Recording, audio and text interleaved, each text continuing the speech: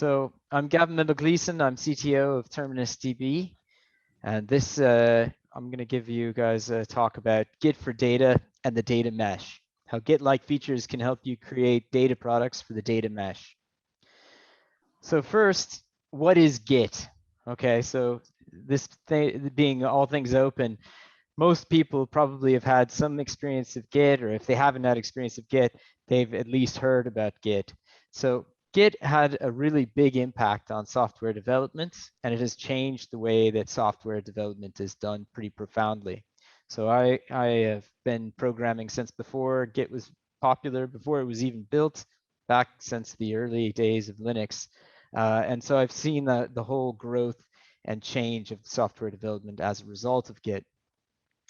So what does Git give us? Well, essentially what it does is it creates a scenario in which you can have multiple worlds.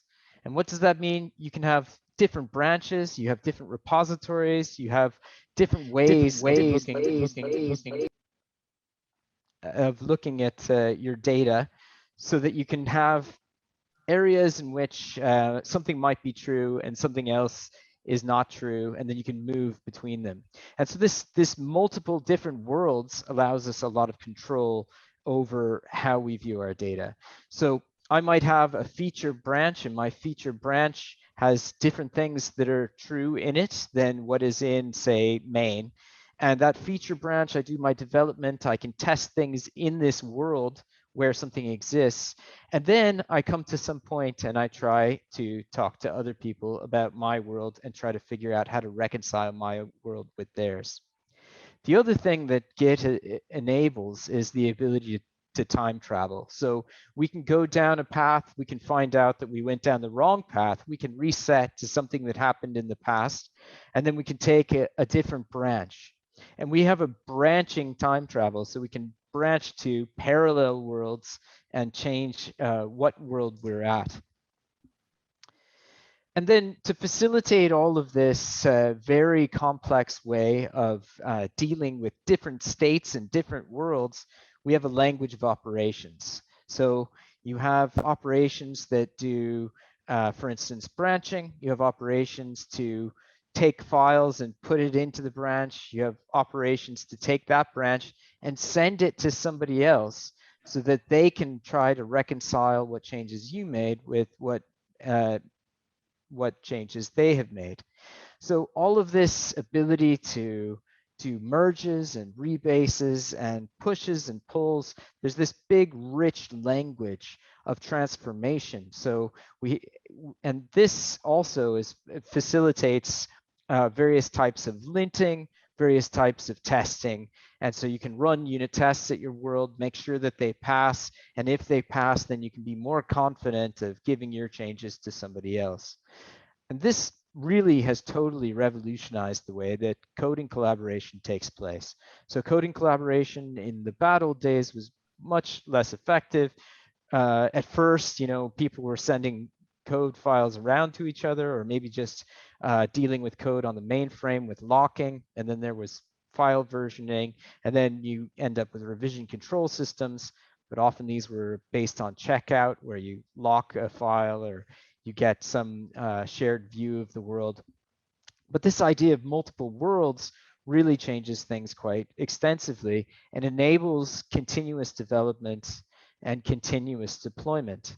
So what does this mean? So this continuous development and continuous deployment is where we use these various different worlds in order to talk about what state we're at, what kinds of things have to occur before we can move to another state, and workflow type operations that are continuous and let us feedback. So we will plan, we code, we build, we test, we release, we deploy, we operate, we monitor, and then we plan again. And all of this is facilitated by having these different worlds. So really, that's the core of what makes Git so impressive, is this ability to have different states of the universe that we can test different propositions at. And because we can do this, we can facilitate a much more open way of collaborating and of creating code in a way that was very difficult previously. So Hey, do you have slides? Because can we you see can't the see your slides? slides. We cannot see your slides. We see a terminal. Oops. Okay. I thought you might. Sorry, it's just a lead in. I don't know. This is the world we live in. I just want to make sure that you knew. Yeah, it's just black.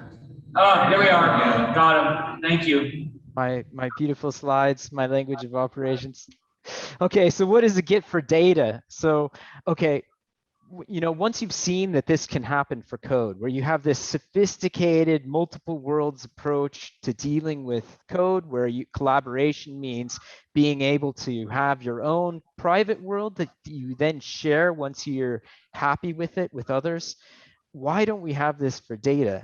In fact, data has been kind of hiding us from this problem for a long time by using relational database management systems and centralized data management.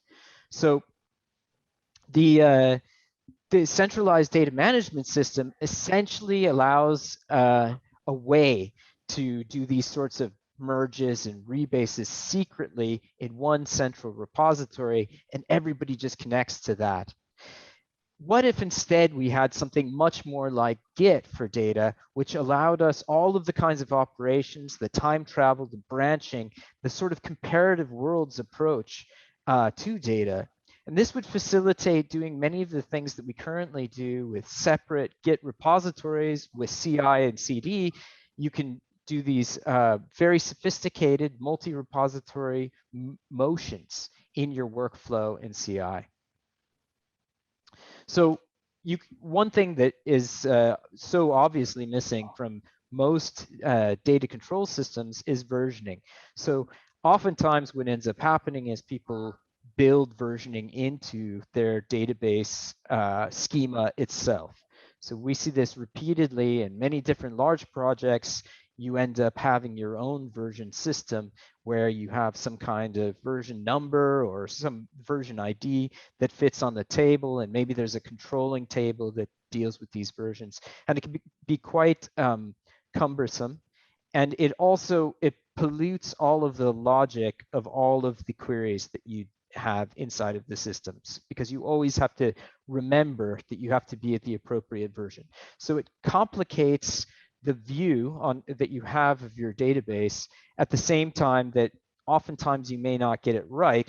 And whenever you want to extend the schema or make things more complex, you also have to remember to keep that versioning in the system itself.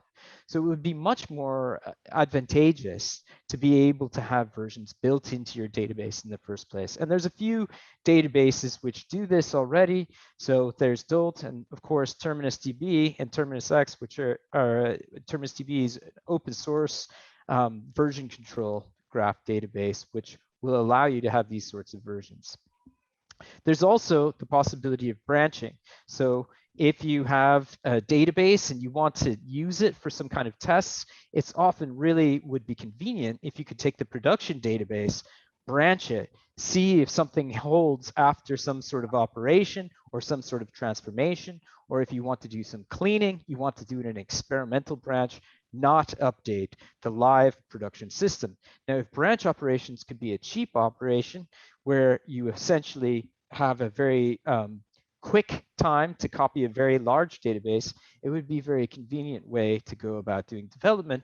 But right now, most databases, that's a very expensive operation in order to do a branch. And with TerminusDB, we allow branch operations that are essentially copy reference copy. So it's almost no cost at all. And the other thing facilitated by the multiple worlds sort of view of reality is multi-mastering at the core. So multi-mastering is built into Git at every level.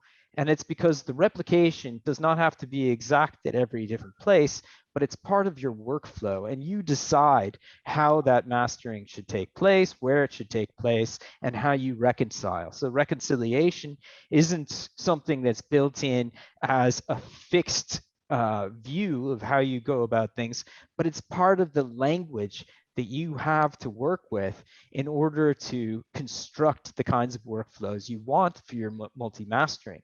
So Git doesn't say, okay, this is, you're going to use a wrapped algorithm. What it says is, okay, you have push and you have pull, you have rebases, you have merge, you have these different ways of reconciling changes that come from different places.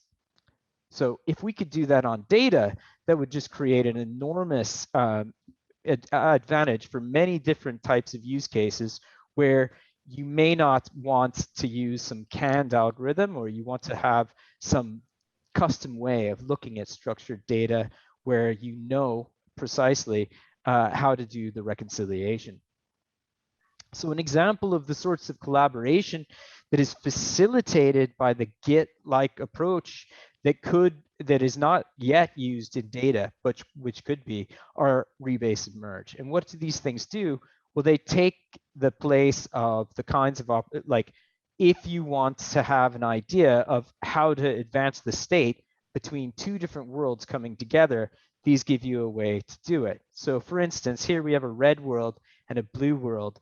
And what has happened is that we took these two blue commits that happened in a feature branch, and with the rebase, we place them on top of the other person's commits. So we say, okay, well, the original changes happened here. These other two changes don't seem to conflict, so we'll just stack them on top of the old ones, and we get back to a new master. Now, if these commits commute, then in fact, there's no difference between putting the blue before the red. But we can also decide that we want some algorithm to take place where with the rebase, you're putting the feature branch on the top. So with a merge, you have a different scenario where you actually keep both tracks independent, and then you create a new commit that incorporates the information from both of those tracks. And so this is another feature that would be very useful for databases to have, but which hasn't actually become a way of dealing with things. So there's also all of the publishing aspects of Git that are not prevalent in the database community, but which should be made more prevalent. And so these are ideas of like push, pull, clone, and fork. So if you have multiple different worlds and you don't have a fixed idea of, okay, this is going to be the master, this is the slave, or we're going to have complete replication between all of our nodes, then you need to have a language that allows you to do these publishing operations when you want them. So you can do a push, you move certain kinds of data from one place to another. And so this slide right here, what it's showing you is that inside of Terminus, in Terminus X, we actually have slightly different notions about what it means to publish depending on where your data is. So if it's all in the cloud, then a push operation could actually be a copy by reference. Whereas if you're pushing from local layer objects to the cloud, then it's actually a it's a copy by value type scenario. Okay, so what does all this have to do with the data mesh? So first, let's talk a little bit about what data mesh is. So data mesh is a sort of up and coming idea about how to deal with data at scale in large organizations. And essentially it comes across as a number of different principles. It's not a stack, it's not a set of technologies.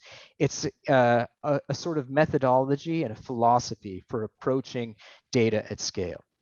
So one really core message that they're trying to bring forward is domain focus. So in the past, a lot of projects have treated the data warehouse as the appropriate place to be doing all of your transformations. So you take all of your data, you transform it in some sort of way, you put it into a staging environment, and then you do some sort of cleaning or aggregation, you put it into a data warehouse, and that data warehouse is where you draw your analytics from. So this creates a very large sort of centralized view of all of the data in the organization. And what it was attempting to overcome is a siloed data storage situations where you had lots of shadow data. So you had data that was all over the place, it was hidden, and analytics teams and operational decisions could not be made from this data because they didn't know where the data was. So the data warehouse solves this problem by bringing it all into one place. However, it also creates a lack of domain focus, and that lack of domain focus has a lot of negative consequences. So one, over-centralization means you have a single team that's trying to deal with all of the different kinds of data that are in the organization, and there's a backlog. So you end up with big backlogs of things that are not getting into the central domain. The second is that domain practitioners are not available always to see how the data should be structured, how it can be cleaned, and aren't updating it on a consistent basis unless it's really, really the core mission of the central data team. And they can't have many, many core missions at once. And so you end up with this situation where some of the domains it may be okay for, but many of them it will be very poor because they haven't done the cleaning, they didn't understand the data, there were some kinds of problems that needed to be updated, and it has to go back into the queue. So this problem of over-centralization creates a lot of problems. The second sort of philosophy of data mesh is that data is a product. So we should be bringing data forward from one of these domains and really trying to structure it so that people can consume it inside of the organization.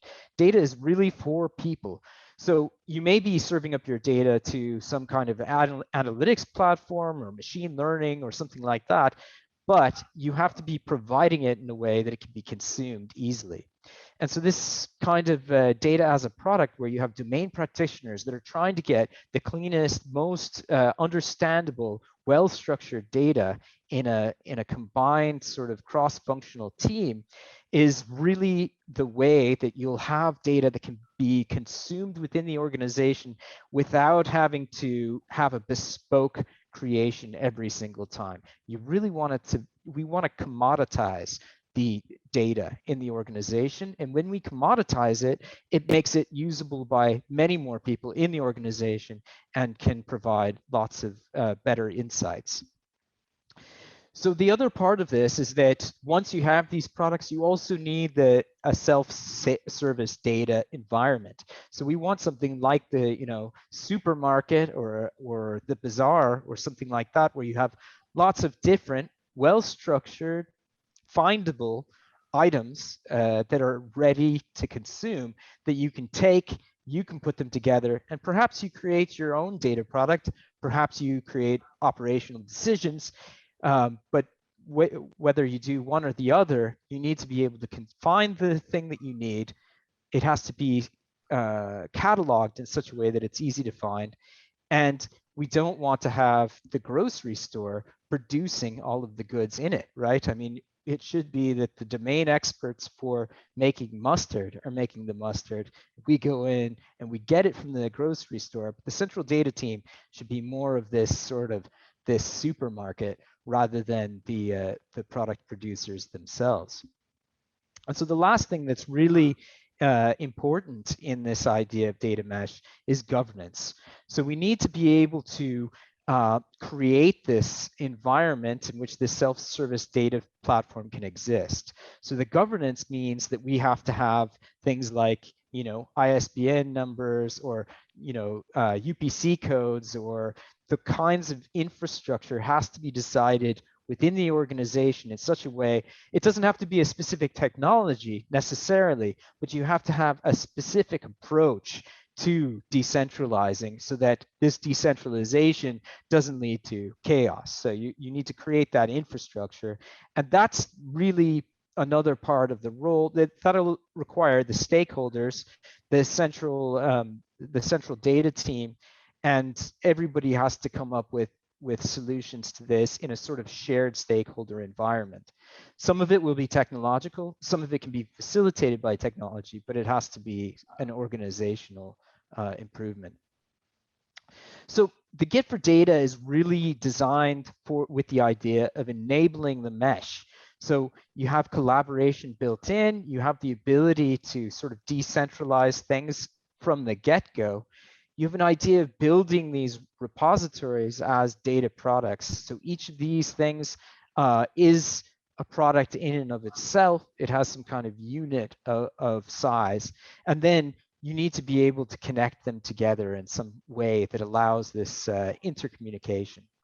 And so that's what we've been trying to do with TerminusDB, is try to create a situation where you can have this very distributed, independent data products scenario that allows intercommunication as a knowledge graph that is built up domain at a time to create an overarching picture of the organization without requiring an overarching data team with a centralized database system. We also really believe that we need to be part of an ecosystem. So, it's not going to be just knowledge graphs. It's not going to be just relational database systems. It's going to be an ecosystem that allows these sorts of things to take place. And finally, the commit graph that we have in TerminusDB that gives you all of the history of what took place, all of the branching. You can see the time travel. You can see where rebases take place. TerminusX records these and tracks all the versions of data, enabling you to do a live query of this information. So you have visibility not only of the products that exist, but also how they were constructed and where they go wrong and how to make copies, etc. So that's my talk. Thank you.